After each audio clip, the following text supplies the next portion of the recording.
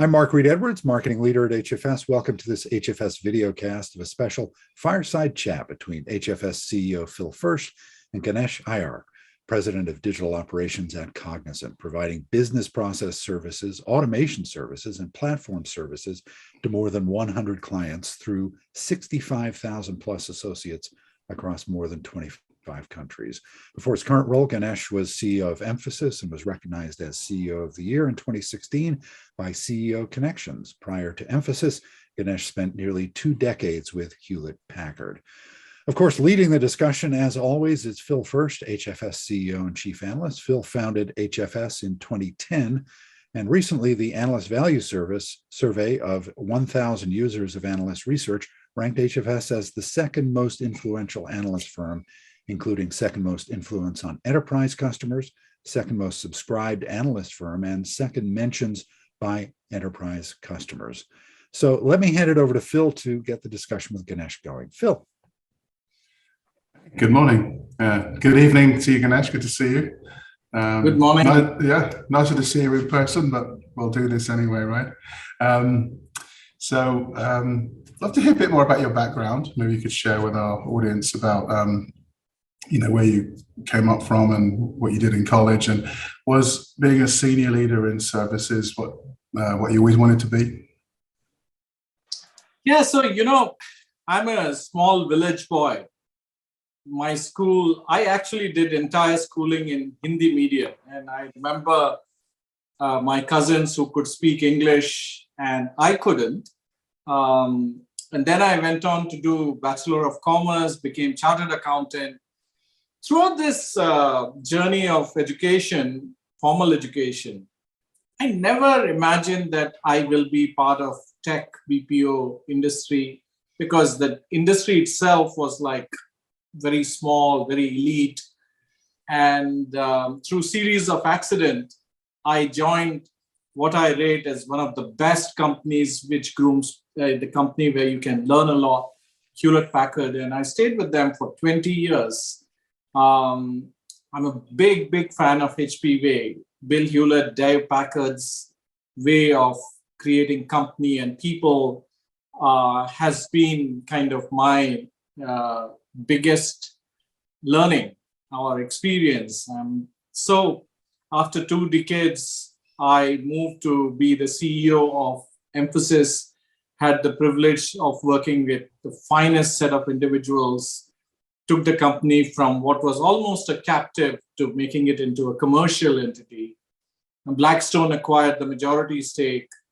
And then I left, joined Cognizant in 2019, and 2.5 years. So literally you could say I have worked for 3 companies and almost 35 years in the industry. Wow. There you go. That's in this day and age, that is something to behold, right? In this, what's happening in the market today. So who've been your major influences along the way as you look at those who've molded your career and shaped your thinking? Yeah, so as a kid, when you grow up, many times you look at your family members. So one of that influencer was my dad. His work ethic, he was actually an engineering professor. There were days when I'll go to bed, he would be working. When I wake up, he's still working. And I used to wonder, does he sleep at all? And so work ethic-wise, he is definitely a role model for me. Bill Hewlett, Dave Packard, their philosophy, their HP way, big influence. I've never met them. I wish I had the opportunity of meeting them. But sometimes in your life, you feel that you know this person, you have met this person. I read all the books because the influence was huge. Then, if I can quote 2 more people, one is Lee Kuan Yew, who is the founding Prime Minister of Singapore. Something amazing, 600 square kilometers without anything. He took this city and made it into a global city, a powerhouse punching above the weight. His conviction, his directness is, sometimes it's scary, but very effective. Then father of the nation of India, I always wonder how he took non-violence as a a means to gain freedom. So these are, I mean, people who have influence, but every day we have an experience journey. You watch a kid, how they learn, how quickly they learn is something, I would like to have even at this age to quickly learn. So many people influence me, and it's something which is probably the most enjoyable part of one's career, because you observe, you learn, you unlearn. So these are some of the people, if I may. Yeah, well, the Singapore story is quite amazing, because I think in 63, Malaysia was offered the chance to take Singapore in and become part of Malaysia, and then later refused, I think, and then it all started from there to become Singapore. I think at one point was the world's richest nation per capita. So it was an incredible story. If anyone has some time to read up about it, and I had the privilege of spending some time there myself. So it's good to hear. So what took you into the Cognizant hot seat in operations, and what are the sweet spots of this business? Because I would refer to the area you're in as one of the best kept secrets of Cognizant in a weird way, because it's not out there as the front of the company, but it's been a big piece of its growth, and its just performance in the last couple of years has been exceptional. So, what is the sweet spot that's going on in your operations team, and where do you see this going? Yeah, so why I joined Cognizant is fairly straightforward. Brian Humphreys. After leaving Mphasis, and I was I took a break, and then I was thinking what to do. I was thinking of running another small company CEO. I know Brian from his HP days. I get a call. I fly to New York. From first call to contract, it was done in 2 weeks. And I have a funny story, because I met then HR officer of Cognizant. He looked at my resume, and then he said, "Ganesh, do you know you're not coming here as a CEO?" So I said, "Oh my God, is it? Am I in the wrong room, wrong meeting?" And I got up.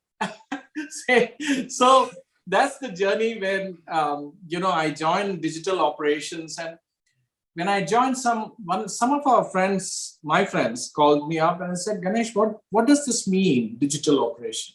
So I said, "Oh, it's BPO." He said, "Why are you joining BPO business? Isn't it dying?" And boy, when I joined Cognizant, I saw the work that had been done there. Nothing short of amazing, magical, because the story on born digital clients is unbelievable. Arguably, we are the leaders in born digital clients. The kind of work that we do is inspiring. Gen Z would love it. And, I feel like a teenager whenever I look at the kind of work that we are doing. Our DNA is industry vertical BPO. So that differentiates us. Last but not least, in the last 3 years, we have had an amazing automation story going. We use automation internally, and we provide automation services externally. So not just the growth, but the qualitative aspect of moving to cognitive automation, leveraging AI, data, it's all so interesting. So I feel like a kid in a toy shop. Very, very interesting business. Yeah, it's very interesting hearing about the automation story that you built, because we are in a serious situation with talent. I mean, this is the first time our industry has seen demand outstrip supply. It's incredible, and this is a 3, 4, 5 year thing happening right now. I don't believe this is a blip. This is a short-term issue. So the ability to be able to automate your own services to deliver to your clients must surely be extremely impactful. But as you look at this whole landscape we're in, what do you think are the biggest challenges in this market to grow your business in lockstep with the tech services business? Because that's been doing very well. I think there were some very strong results announced yesterday. But what are your challenges to keep growing in tandem with the mothership? So actually, to be honest, sometimes the challenge is we ourselves as leaders or as people, because the world of process is changing so fast. New things which we never thought. How does an autonomous car learn and become smarter? Is that a tech or a process?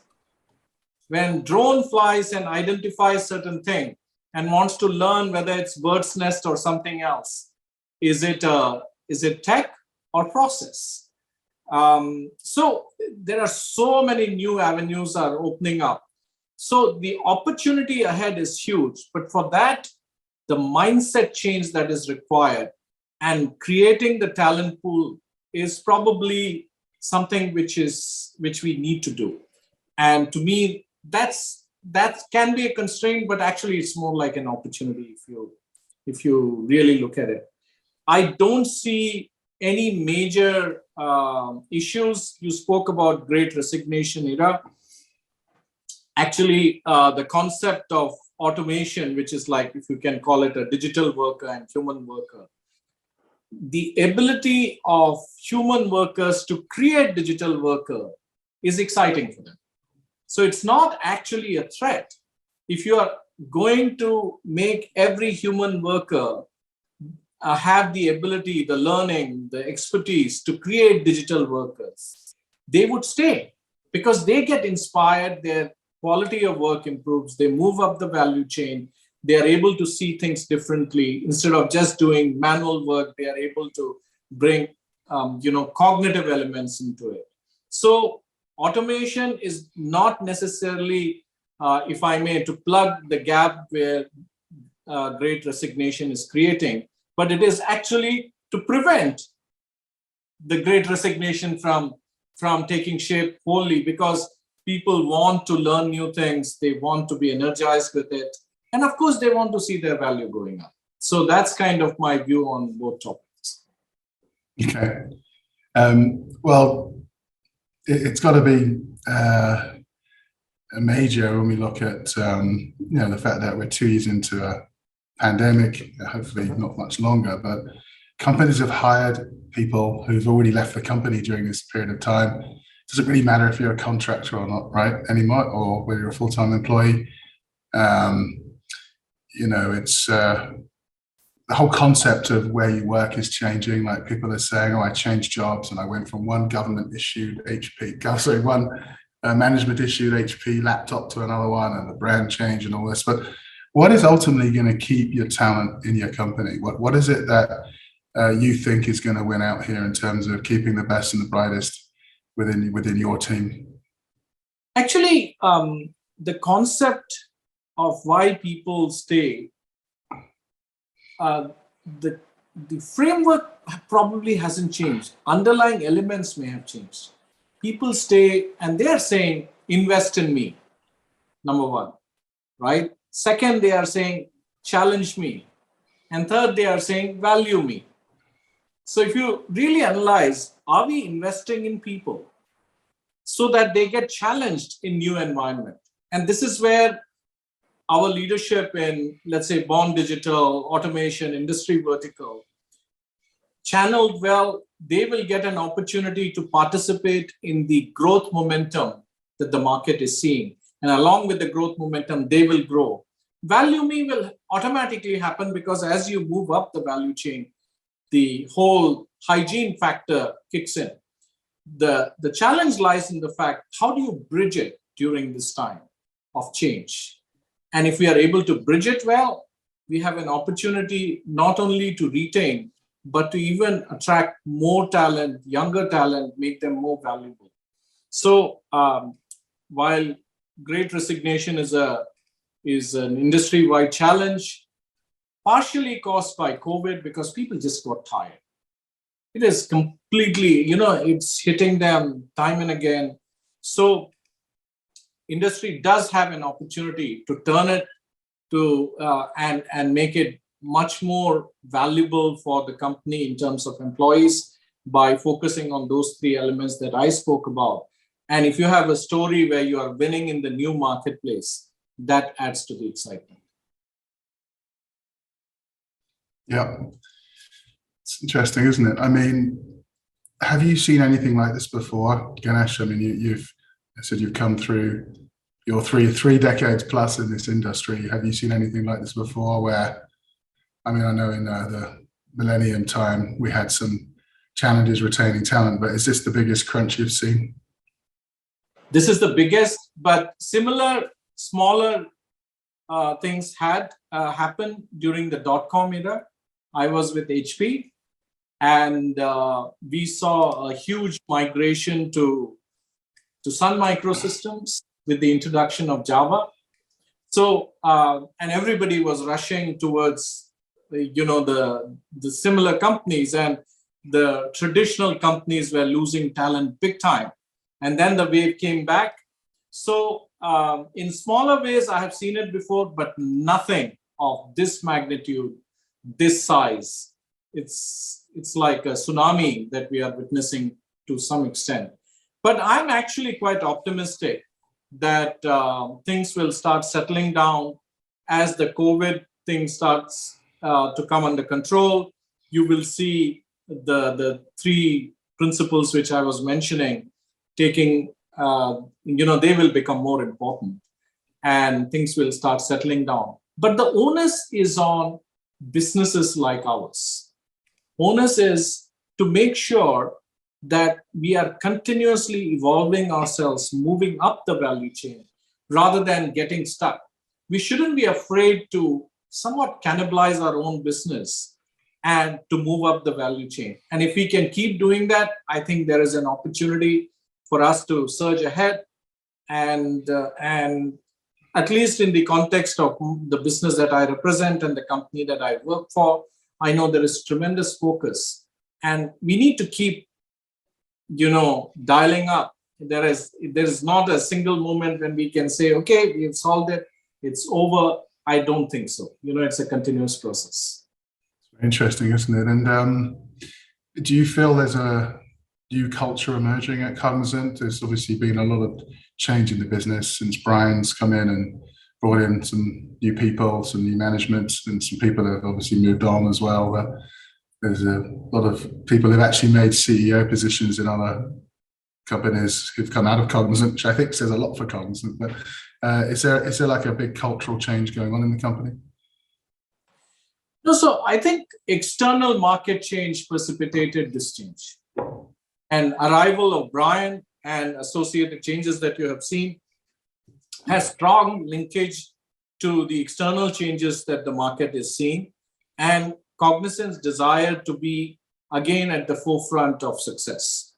And hence we saw these changes. Obviously, losing good talent is always, it hurts the company, but it also shows you something, that Cognizant is a place where talent thrives. And when they leave, they go and occupy big positions. And of course, that means we have lost a good talent. But the fact remains that Cognizant shaped this talent, and today they have occupied bigger positions outside.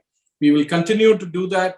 The newer talent that's coming in, significant investment is going in to building that talent, and time would tell.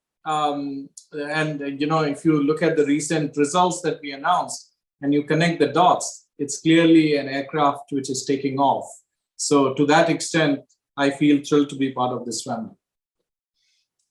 Good. So I have one final question. We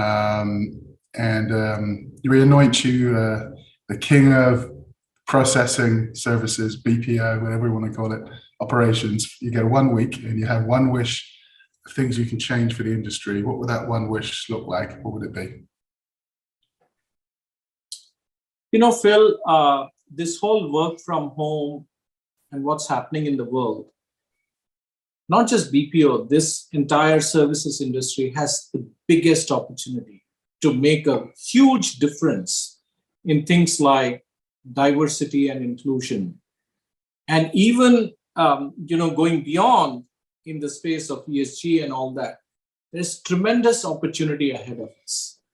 And the more we double down, greater would be the value that we would be creating for our stakeholders.